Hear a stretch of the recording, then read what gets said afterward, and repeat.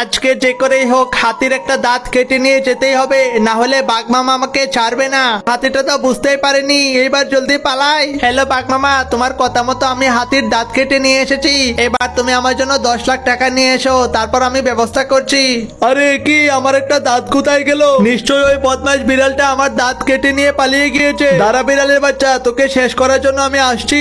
বাঘ মামার কথা মতো হাতির দাঁতটাকে দিয়ে বাঘের একটা মূর্তি তৈরি করি। যাই যাই, জলদি গিয়ে দেখি বিড়ালটা মনে হয় হাতির দাঁত দিয়ে আমার মূর্তি তৈরি করে ফেলেছে। বাঘ মামা, এই যে দেখো তোমার মুখের মূর্তি, একদম তোমার মতোই করে এঁকে দিয়েছি। এবার জলদি আমাকে 10 লাখ টাকা দাও। এইবার আমি এই মূর্তিটাকে নিয়ে আমার গুহার সামনে রাখবো আর সবাইকে বলে বেড়াবো যে হাতির দাঁত দিয়ে মূর্তি বানিয়েছি।